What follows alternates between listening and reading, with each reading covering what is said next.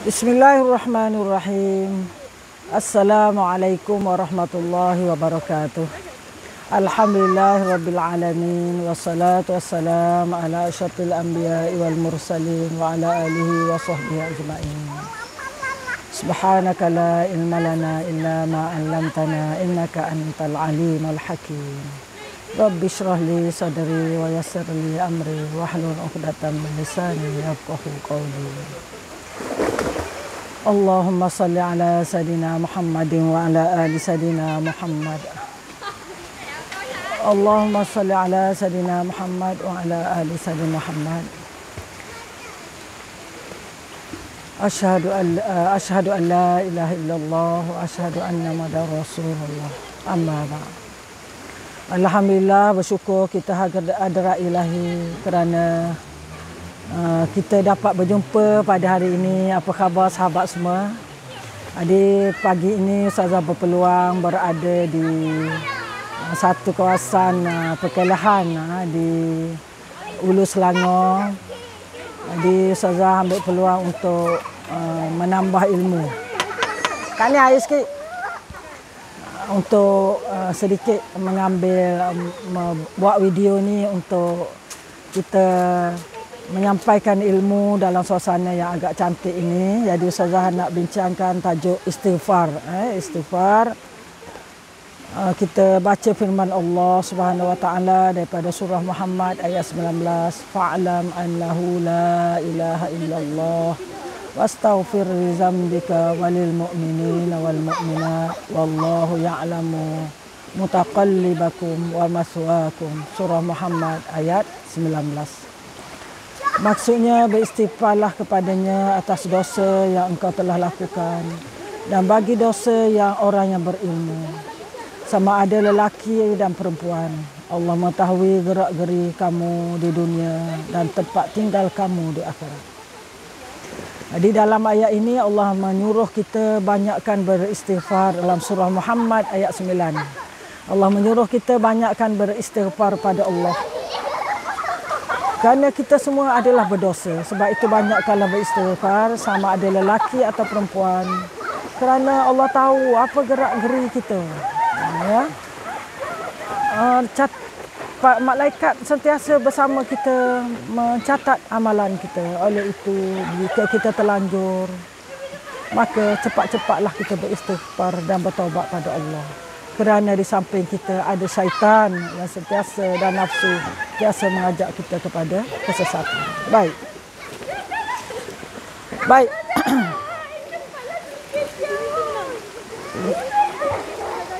Jadi bagi seorang mukmin keampunan Allah amat diharapkan.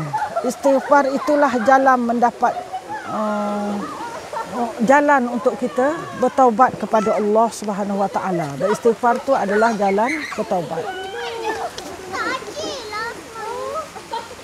Istighfar ni amat baik dan amat dituntut oleh Islam, oleh Allah Subhanahu wa taala. Allah pertama dia ada 6 kepentingan istighfar. Yang pertama, Allah bangga.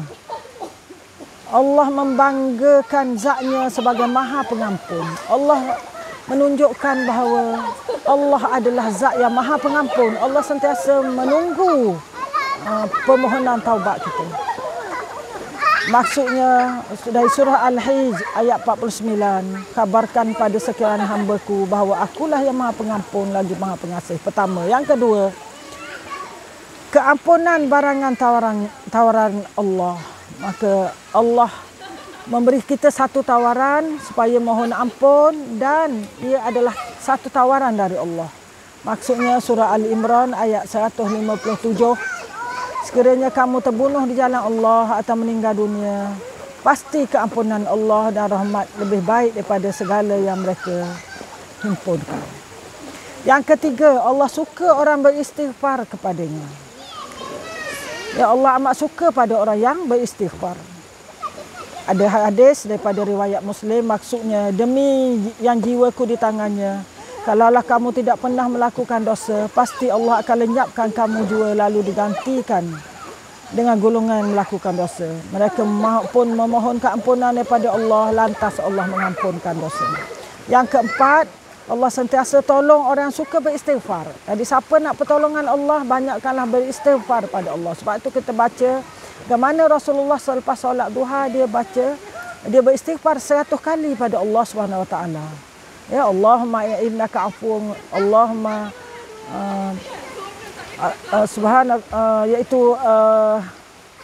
Allahumma innaka, Allah tak ingat dah ya, kita tengok balik. Allah sentiasa tolong orang suka beristighfar. Ya. Allahumma ufili, Allahumma salli ala sayyidina Muhammad. Ya, Allahumma ufili wa tub alayya innaka antat tawwabur rahim.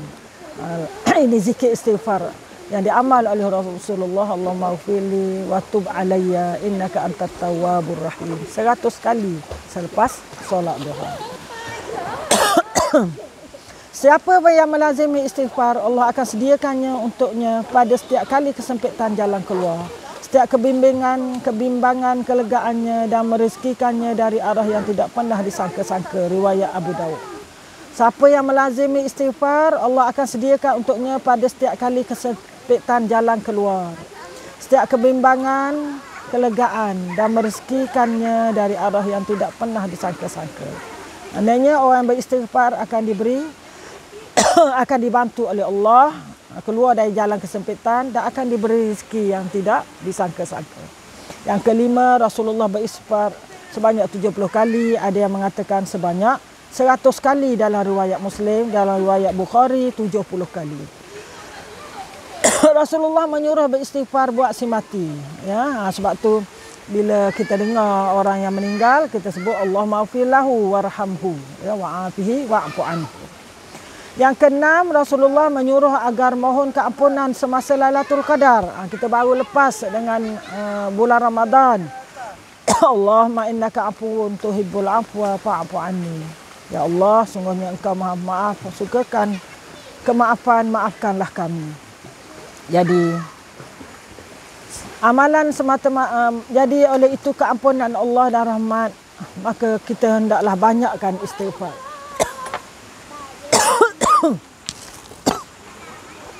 Bismillah. Baik.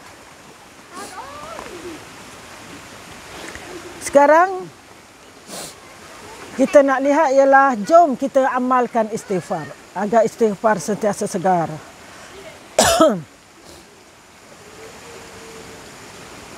Hubungan orang beriman dengan istighfar ini bagaikan isi dengan kuku. Ya, kuku dan isi.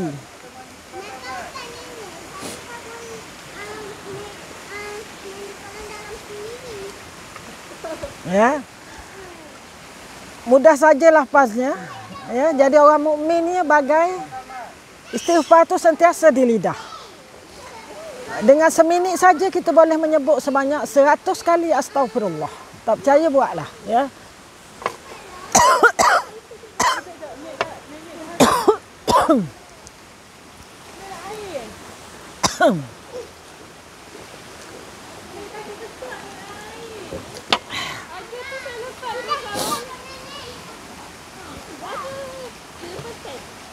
Apakah kalimah yang kita nak sebut astagfirullah? Apakah istighfar yang paling utama ialah penghulu istighfar, sayyidul istighfar.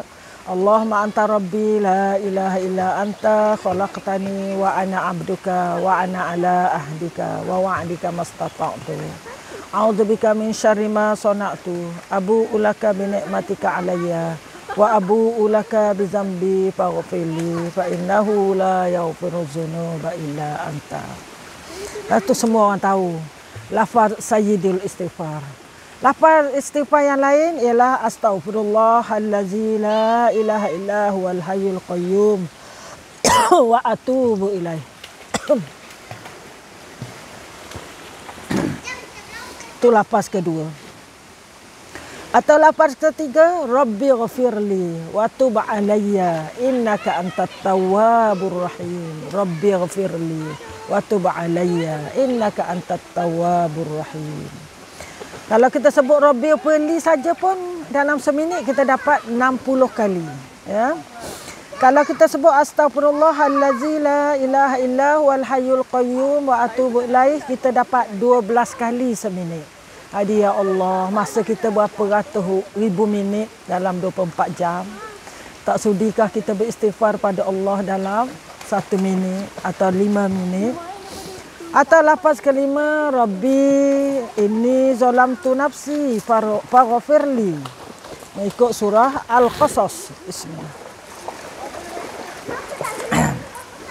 Apa? Qasas ayat 16 ya. Rabbi inni zalamtu nafsi faghfirli. Jadi kita duduk seorang-seorang, kita kata Rabbi inni zalamtu nafsi faghfirli, ya Allah. Ya Tuhanku, sungguhnya aku menzalimi diriku sendiri, maka ampunilah daku. Ya Allah, sungguhnya aku menzalimi diriku sendiri, maka ampunilah daku. Rabbi inni zalamtu nafsi faghfirli. Ataupun ada satu lagi lafaz istighfar, la ilaha illa anta subhanaka inni kuntu minaz zalimin. La ilaha illa anta subhanaka inni kuntu minaz zalimin.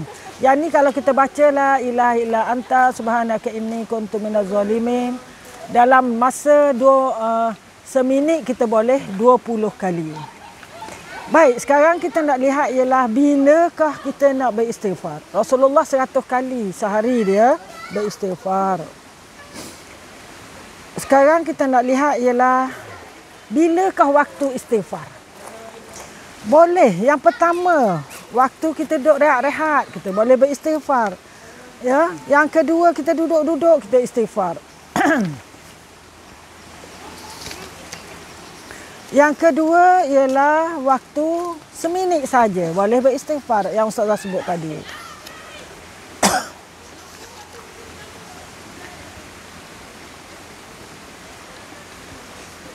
Ya.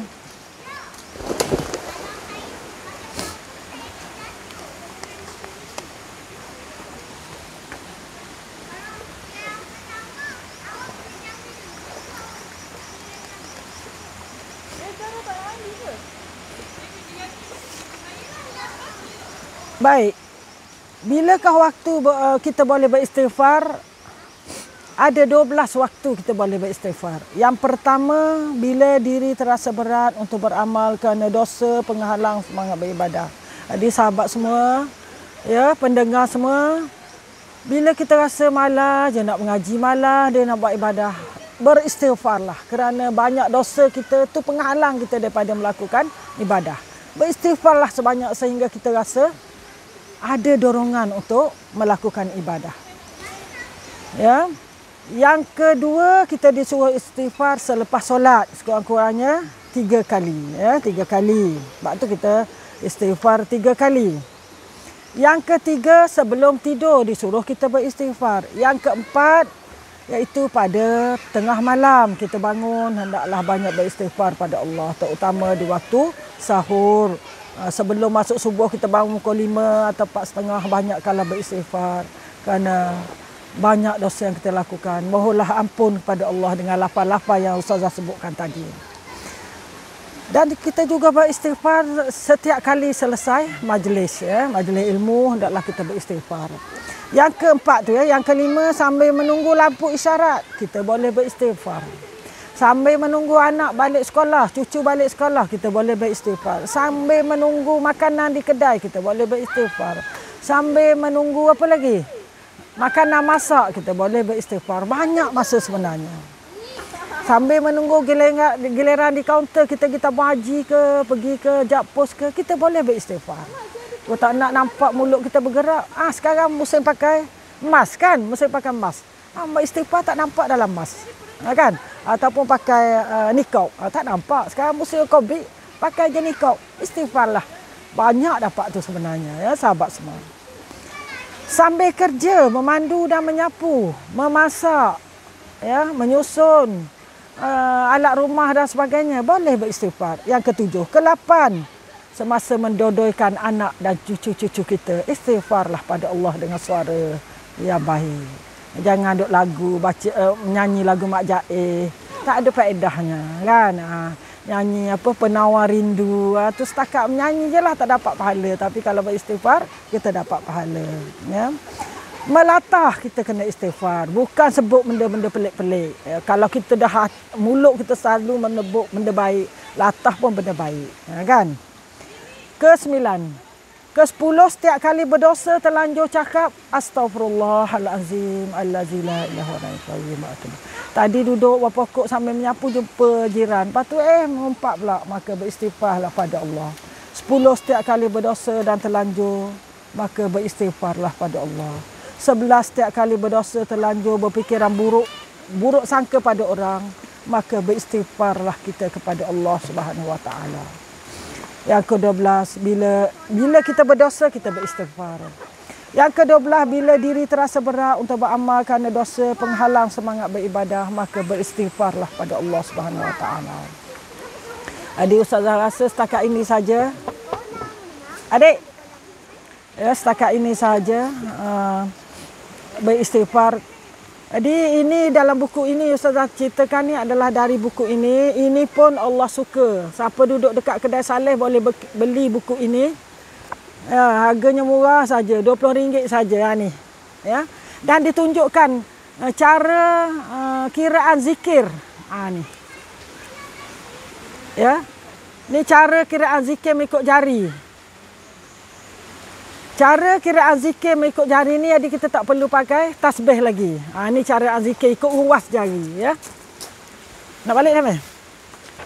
Jadi, itulah saja segala yang baik dari Allah SWT. Yang lemah adalah daripada diri ustazah sendiri. Astaghfirullahalazim, astaghfirullahalazim, astaghfirullahalazim. Subhanakallahumma bihamdik. Asyhadu an la ilaha illa anta astaghfiruka wa atubu ilaik. Wallahu a'lam. Wassalamualaikum warahmatullahi wabarakatuh.